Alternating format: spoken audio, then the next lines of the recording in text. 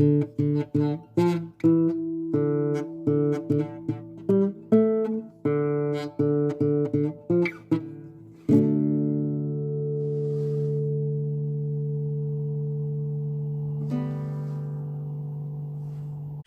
morning, inmates.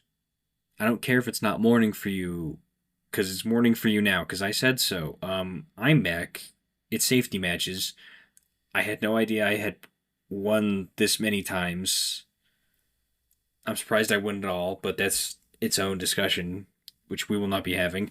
Um, but I am back to read for the prompt a gallon of tar, a gallon of pitch, a gallon of you ending up in a ditch. Easy, I actually have that prompt memorized because I've had to try recording this episode 87 times just for you. I'll do anything for you, inmates. Maybe not anything, but we can have that discussion if you sign up to the Patreon. Not really, but I thought that was funny. Honestly, this is the same setting and set of characters that I've been writing for like the last like 3 episodes. That I am the one who won or something like that. It's like 3 or 4 episodes at this point that is like the same like world that I crafted. I was on a freaking tear with these characters. I wrote for them a lot, and I kind of want to write for them again because reading these back, I'm at least partially inspired. Yeah. All right. Without further ado, I'm just gonna get right into it. After drinking some water. Now, this episode is sponsored by Drink Water. It's good for you.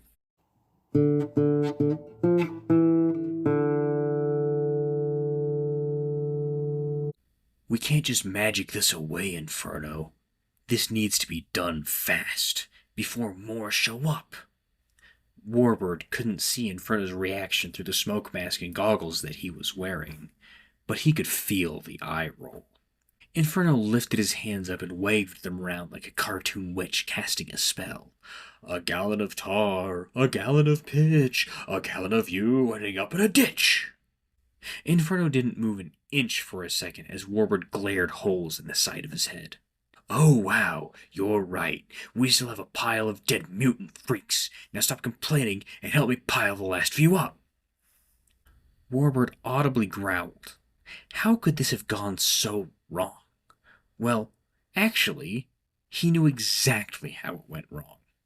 All they had to do was go to this secret HEAL base that the ego terrorists had established in one of the cities that was on their turf, and see if they could come to a compromise of sorts. The strike force was funded by a combination of contract payments and cash flow from Tesla's surprisingly extensive crime empire.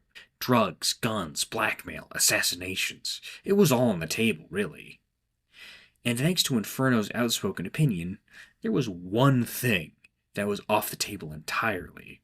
And unfortunately for these poor sods working for the Human Evolution Advancement League, this decrepit warehouse traded specifically in that one thing that was not on the table. Warbird chucked the last body on the pile. Heal had a zealous obsession with genetic tampering, so their operatives had all sorts of superhuman enhancements. Unfortunately, none of them here had been made fireproof or bulletproof. Warbird took a deep breath. Kid, I know you weren't a fan of what they were doing here, but elimination wasn't the mission. Inferno turned on him so fast Warbird almost reached for one of his many weapons. What they were doing here? You mean human trafficking? You're damn straight I'm not a fan. You think I'm the only one who has a problem with this? Death Roll is half crocodile because Heel kidnapped him and made him that way. The people that were trafficking through here were just more subjects for them to toy with. Captain Kaboom is a safecracker and demolition expert. He only deals in cash because he has standards. My own mother sold me to the government mind control experiment. Inferno leveled his flamethrower at Warbird. Near as I can tell, you're the only one that doesn't draw the line somewhere. Warbird clenched his fists. You know that isn't true. I hate Heel as much as any of you. But orders were to establish a trade, a relationship, something. Inferno chuckled darkly. I established that any more heel goons showing up on our turf are liable to turn to ash. You need to learn how to think for yourself a bit, soldier boy. You ain't in a cult anymore. Criminal and monster aren't synonyms. Now go unlock the cages and let these poor sods out while I light this campfire before the cops or more heel goons show up. Warbird was almost on autopilot as he walked back into the depths of the abandoned warehouse. He was sick of Inferno not following orders and not going on plan. Well, he mostly was. He'd never say it because Inferno would take that as an endorsement of his problems with authority, but this time he was glad. He would never have taken the first shot. He would never be the one to go against his orders. But rule number one of the Strike Force is that they protected each other first and foremost. On the supercrime side of things, someone having your back was a rarity. So when Inferno started blasting napalm everywhere, he had no choice but to act.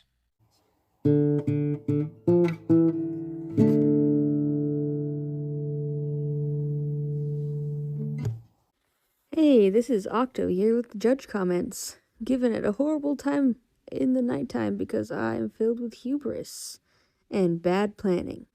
I just wanted to drop in here and say that I picked Matches Scorch over the other ones because one was a meme, which was funny but wasn't, substantial. It was like eating one single potato chip, which was fun. The other was a fun little evil, like schoolyard nursery rhyme thing gone wrong. But Matches was like surprising because he just like gave this whole beautiful look into what's going on with Warbird, and I'd never met him before, and I was so intrigued. And the fact that he just kind of used the prompt as a throwaway joke and then built an entire little like character study on top of it was a good time. I enjoyed it. I thrive in chaos, and so I picked his because it surprised me the most, and I do not regret it. It was a good time. And that is what I have to say about this piece. I hope you enjoyed it, because I sure did. Keep that fire burning.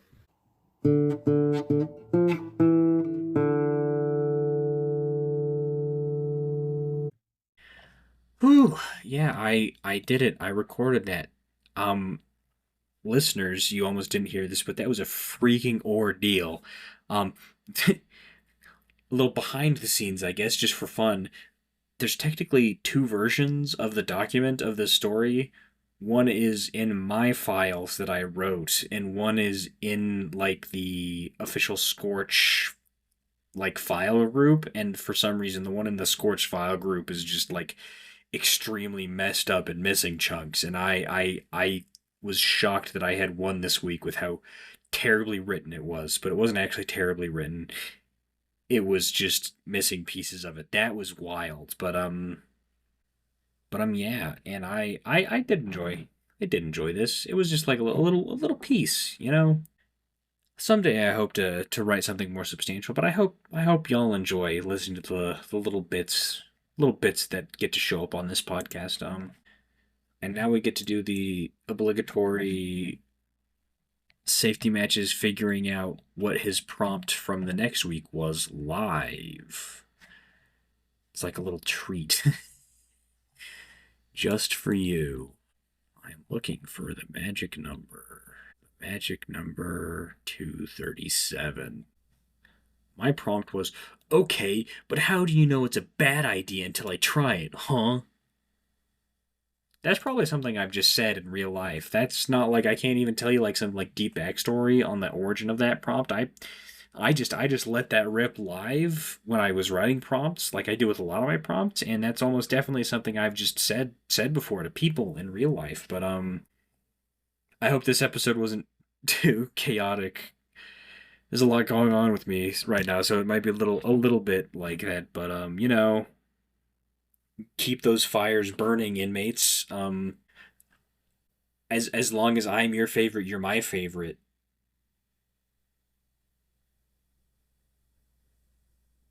Leave that really long, awkward pause in for that one. Bye, everyone. Keep listening, and I'll see you eventually in the future. The Cellblock Scorch is a production of Stellacore, an independent group of nerds sharing their obsessions with the world. We can be reached at thestellacore@gmail.com. Through comments on your podcast platform of choice, our Instagram, Stella_core, and at our YouTube, also called Stellacore. Follow Cellblock Scorch Podcast on Instagram or the Cellblock Scorch on Tumblr to see the prompt the day before the episode drops and a quote from each Scorch the day after, with flavor commentary from Red, our social media manager. Feel free to check out our other productions on our YouTube channel or our cosplays on Instagram. If you would like to support our creative endeavors, you can give a one-time tip to the Ko-Fi of the writer of your favorite Scorches, or check out our Patreon, linked in the show notes. There, you can access the Scorches and episode transcripts for free, or sign up for Spark level support for $5 a month to gain access to our Embers as well.